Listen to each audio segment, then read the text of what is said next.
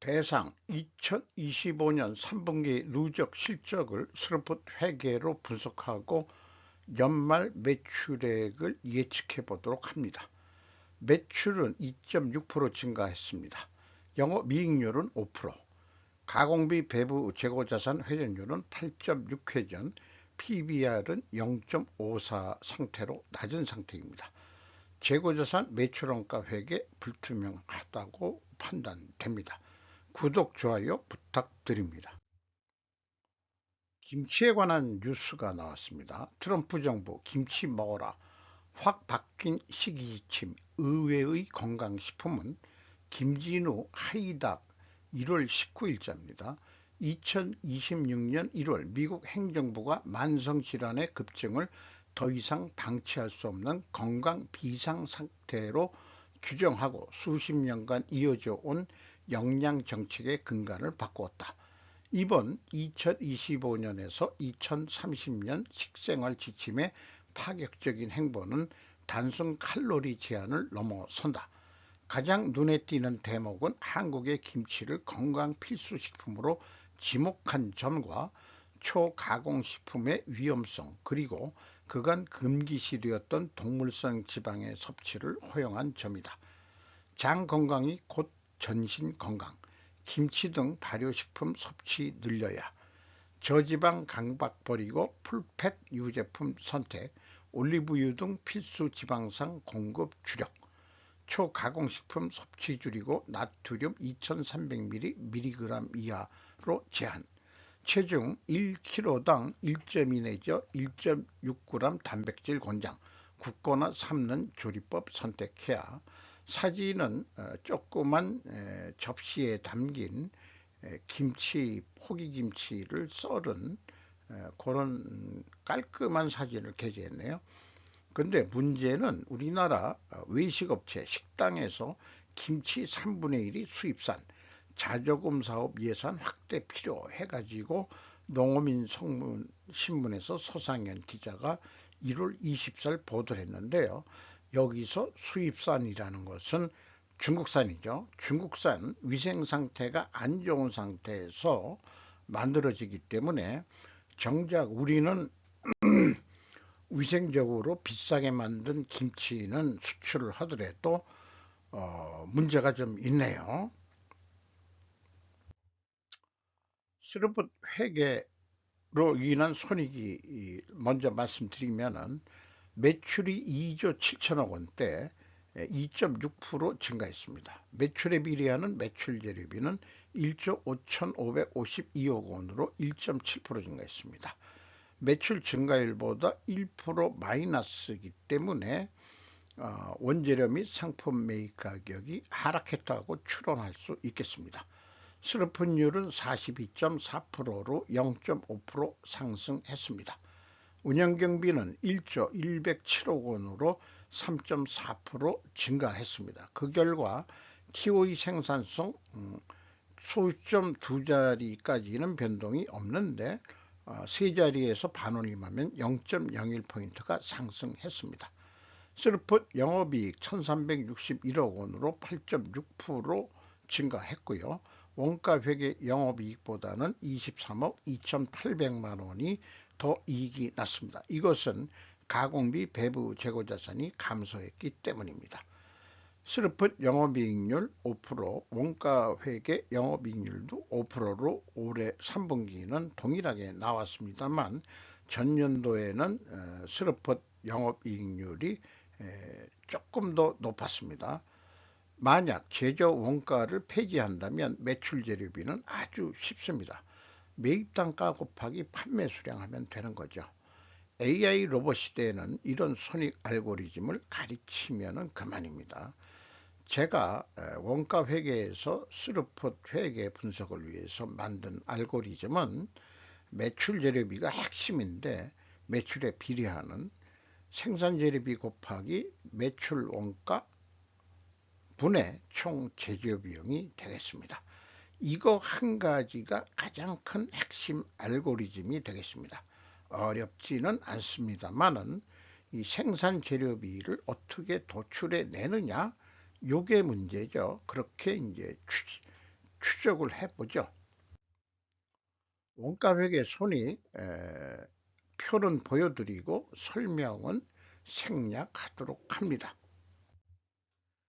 재고자산 내역, 상품, 제품, 제공품 합쳐서 스루풋 회계 쪽에서는 가공비, 배부 재고자산 범주에 다 넣습니다.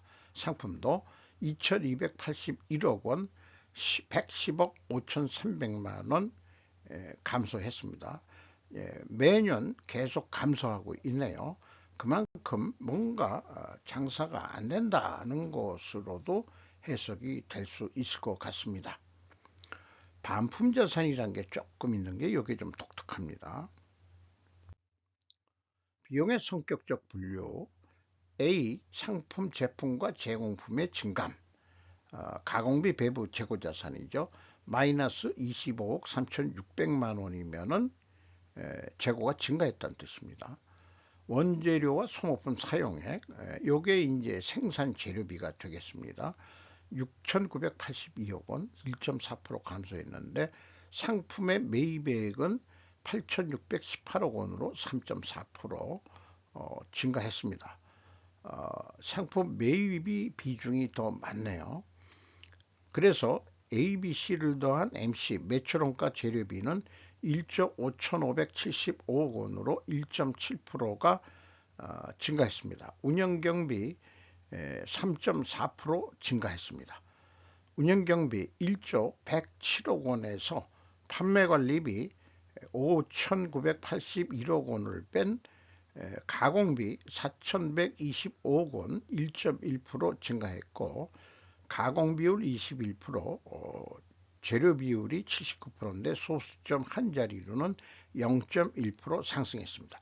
여기서 원재료 및 상품 매입 가격 상승했다라고 2차 추론을 하게 되는데 1차 추론과는 모순이 나옵니다. 이 모순은 어떻게 해소할 수 있을 거냐? 우선 생각은 수량에 의한 재고 회전율로 간접적으로 나타낼 수 있다. 이렇게 우선 말씀드리고요. 그리고 1단계 재고자산의 증감 내역을 비교를 해보면 헷갈리기 시작합니다. 차이가 135억 8,900만 원이나 됩니다. 전년도에는 215억 원이나 되고요. 그래서 이게 도대체 뭐냐? 그러면은 회사는 재고자산 평가손실 환입액이 그게 유사하기 때문에 그것을 가감해 주면은 9억 4,900만 원으로 줍니다. 그런데 전년도에는 173억 원이나 또 차이가 있어요. 그래서 회사가 비성분 재고자산의 변동 범위가 도대체 어떻게 뽑아져 나온 건지 알 수가 없습니다. 만약 이렇다고 한다면은 이 재고자산의 변동 금액은 재고자산 평가손실액을 공제하기 취득가격으로 한 거냐? 그거 그렇게 추론은 됩니다만은 확인할 방법은 없습니다. 여기 재고자산 평가손실 환입 및 폐기손실 있는데 평가손실 금액은 뭐 얼마 안 돼요. 6억 3,100만 원. 그리고 전년도에는 환입을 잡았고 환입은 이제 현금흐름표에서 마이너스로 표현이 됩니다. 그런데 이제 재고자산 처분 및 폐기 손실이 139억 원이다. 전년도에는 117억 8,500만 원이다. 이 폐기 손실만 줄여도 이익이 꽤 많이 날 것 같아요. 재고 관리에 문제가 좀 있다. 그래서 이 합계액이 이제 145억 3,800만 원인데 그것을 반영해 줘도 여전히 뭔가 틀리다. 그리고 2024년도는 이게 현금흐름표에 마이너스면은 여기 그 가공비 배부 재고자산이 마이너스면은 비성분 쪽에서는 플러스가 돼야 되는데 양쪽 다 마이너스죠. 이래서 이것도 그래서 갭이 더 크게 나는데 플러스로 표기해야 할 걸 플러스로 표기해야 될 것을 오류한 것 아니냐 이런 생각도 납니다. 가끔 그런 회사들이 나타나요. 어, PQ총 제조 비용 동일한 금액으로 차이가 납니다. 그래서 재고자산 평가손실, 폐기손실 가감해 주면은 동일한 금액으로 차이가 납니다. 현금 흐름표 기준에도 좀 차이가 있습니다.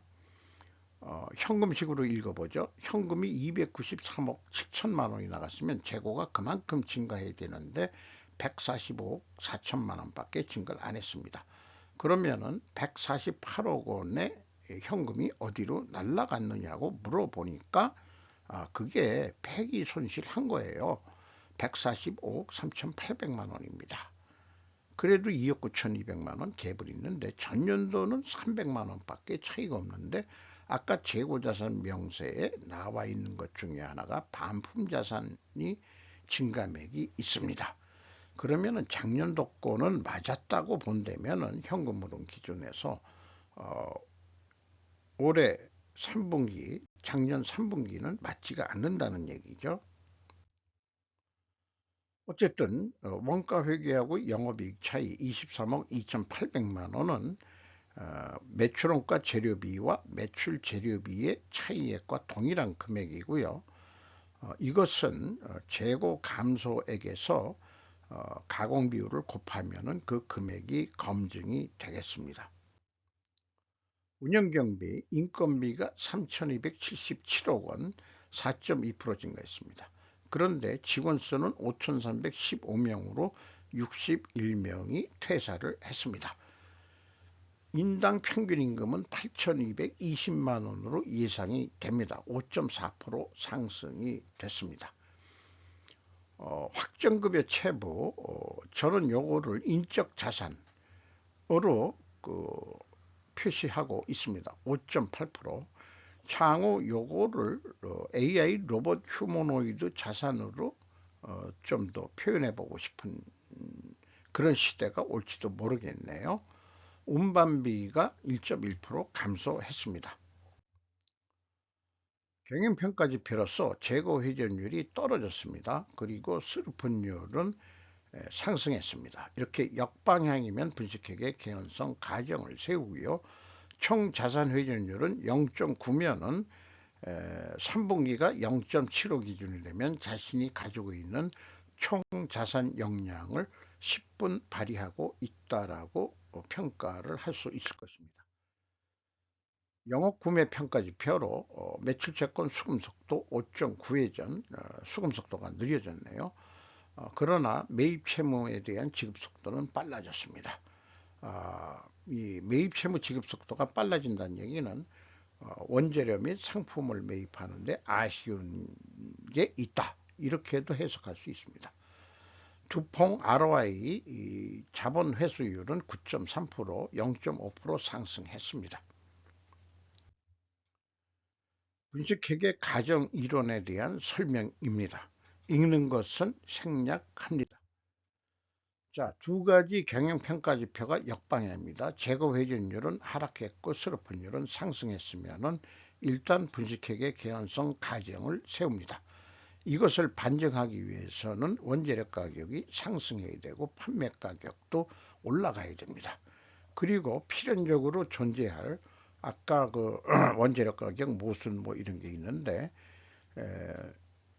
수량으로 산출해서도 재고 회전율이 하락했어야 됩니다. 자, 이 원재료 가격 5.4% 가중 평균이 가능했습니다. 3.7% 하락했습니다. 어, 제, 여기는 이제 상품은 아니죠. 원재료들이 들어오고 있는데 고추, 배추, 절임 배추는 역시 김치 만드는 데 들어가는 거죠. 옥수수, 포도당 등은 여러 가지 제품에 또 들어갑니다. 그래서 제품 가격 추이라고 보지만은 일부는 상품으로 들어온 것도 있을 겁니다. 이것이 산술 평균으로 4.7% 인상이 됐습니다. 원재료 가격은 내려갔는데 판매 가격은 올라갔다. 그러면은 다시 1, 2차 추론의 모순이었어요. 1차는 상품 매입 가격 하락, 2차는 매입 가격이 상승, 역방향이라서 분식회계 개연성 가정을 세웠는데 반증하려면 원재료 가격이 상승해야 되고 판매 가격은 상승해야 됩니다. 그런데 확인해 보니까 원재료 가격이 하락했더라. 판매 가격은 올라갔더라도 반증은 실패입니다. 그러니까 분식회계를 한 것 같다. 이런 얘기죠. 아까 비성분의 재고자산의 변동 뭐 이런 거 안 맞아 떨어지는 거 등등. 현금 흐름 지표로서 1번 EAT 세후 현금 순이익으로 2,614억 원을 벌었습니다. 당기 순이익은 896억 원이지만 현금이 안 나가는 비용도 하면 현금 흐름은 이만큼 받았다. 두 번째 EMS 영업활동으로 전체 유입된 돈은 1,659억 원, 1,660억 원대가 되겠습니다. 최종 507억 원의 현금이 유출이 됐습니다. 캐펙스 자본적 지출에 516억 투자를 추가로 했습니다. 잉여현금 흐름으로서 채권자 잉여현금 흐름 645억 원의 빚과 이자를 갚았습니다. 이자부채 레버리지율은 43.3%에서 41.9%로 내려갔습니다. 주주 잉여 현금 흐름은 306억 원으로 이익배당이 되겠고 이익배당률은 1.2%가 되겠습니다. 밑에 데이터들은 이런 현금 흐름 지표를 산출하기 위한 백데이터의 기본 요소들이 되겠습니다. 참고적으로 이 잉여금률이 얼마일까? 그동안에 누적된 1100.9%가 되겠네요. 이 잉여금률이. 3분기 실적을 토대로 이 연말 매출액을 예측해 보도록 합니다. 요거는 그냥 넘어가겠습니다. 납품 단가 깎아야 된다는 논리를 만든 건데요. 어, 장사가 좀 안 될 것 같습니다. 일반적으로 그냥 어저께 팔린 만큼 내일도 팔릴 것이다 해가지고 1 더하기 25% 4, 4분기만 더 추가를 하면 되니까 21%로 잡았습니다. 그래서 영업이익도 21%두 가지 합한 금액을 슬픈율로 나누면은 3조 2,694억 원을 하게 된다. 매출 재료비도 동일한 비율로 매출 재료 비율로 나누면 동일한 매출액을 예측해 볼 수 있겠습니다. 이것을 납품 단가라고 비교를 해 보도록 합니다. 아, 보통 구매자 측에서 좀 자기들 체면이 있으니까 조금만 깎아달라. 325만 원에 하자. 그러면 회사가 남는 거는 14만 5천 원 남는다. 그런데 이익을 좀 더 내야 되겠다. 그러면은 재고 회전율이 11.5회전으로 예측이 되는데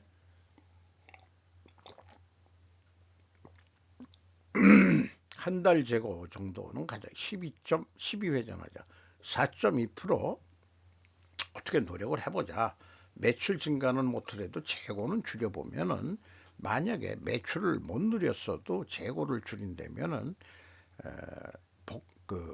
복합 효과로 인해 가지고 그 판매 단가가 340만 원으로 올라가는 효과가 날 것입니다. 운영 경비가 1.6% 증가한다고 하더라도 매출 증가율에다가 가공 운영 경비율을 곱한 것이 1.6%, 요거를 더 줄일 수도 있겠죠. 그러면 이익은 더 나겠죠. 20만 3,800원인데 요걸 좀 줄이면은 21만 원인데도 이익을 더 낼 수 있을 것입니다. 원가 회계는 복잡합니다. 재료 비용부터 다 훑어가야 됩니다. 생산 재료비 21% 1 더하기 하고 그 다음에 가공비도 그렇게 하고 그러면은 이제 총 제조 비용이 나오는데 재고가 감소했을 경우에는 총 제조 비용보다 매출 원가가 증가하게 되어 있고요.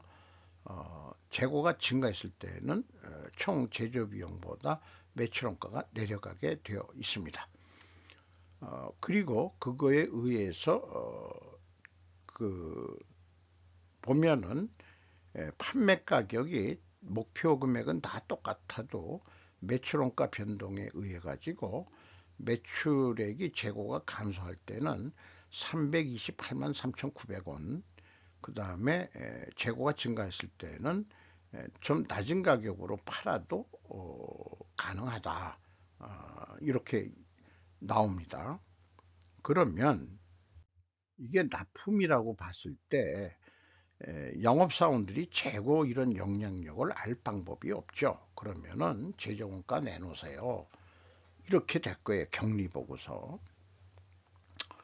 아니면은 경리한테 뭐 얘기하면 구매부서한테 원재료 가격 그 이동평균법으로 내놓으라고 이렇게 해가지고 재료비가 188만 7천 원짜리다. 그 다음에 가공비는 공장 제조원가에서 받았는데 49만 9천 원이 들어가더라. 그러면 그게 총 제조 비용인데 판매 관리비 우리가 얼마 쓰지 않느냐. 그러면은 그게 더하면은 310만 원인데 법인세 내야 되니까 마진을 먹어야 되지 않냐. 16만 1천 원. 그럼 요렇게 낼까요? 견적을? 아닙니다. 영업사원은 깎일 걸 예상해서 항상 부풀립니다. 331만 원으로. 근데 구매 담당자가 뭔 얘기요? 스르포트를 보면은 325만 원이라도 많이 남는 거로 돼 있는데 협상을 잘 해가지고 325만 원 했는데 재고가 감소할 때는 12만 7천 원뿐이 안 남습니다. 재고가 증가하면 15만 원 남습니다. 이게 원가 회계의 참 문제점이죠. 어쨌든 그래도 재고 감소했을 때 경우로 해가지고 재고를 매출 증가를 4.2% 더해보자. 그러면은 생산은 더 안 하고요. 그 재고를 줄였다. 그러면은 영업이익이 18만 1,264원. 재고 증가할 때만큼 조금 더 올라가긴 하지만은 기대만큼 많이 못 올라가게 되어 있습니다. 이것이 원가 회계에 의한 예측이 되겠죠. 자, 그래서 비교를 해보면은 스루폿은 14만 5천 원 남는다면은 원가 회계는 동일한 가격으로 팔았을 때 영업이익이 줄어듭니다. 17,291원만큼 원가 회계 아니 스루폿 이익보다. 그러나 재고가 증가하면 5,520원 더 버는 거로 이렇게 될 수 있겠습니다. 주가는 22,000원으로 연초보다 28,010원 2024년 말입니다. 2025년 초 가격입니다. PBR은 0.54로 낮은 상태입니다. 식료품 계통이 아주 그 주가가 평가를 못 받고 있네요. 5% 이상 주주는 대상홀딩스가 39.28%, 국민연금공단이 13.15%, 베어링 자산운용이 5% 들어와 있고 KB자산운용도 5%대 들어와 있습니다. 외국인이 16.06%인데 검색 당시 JP모간이 눈에 띕니다. 이상 스루폿 회계가 21세기 골든 회계가 되기를 바라면서 마치도록 합니다.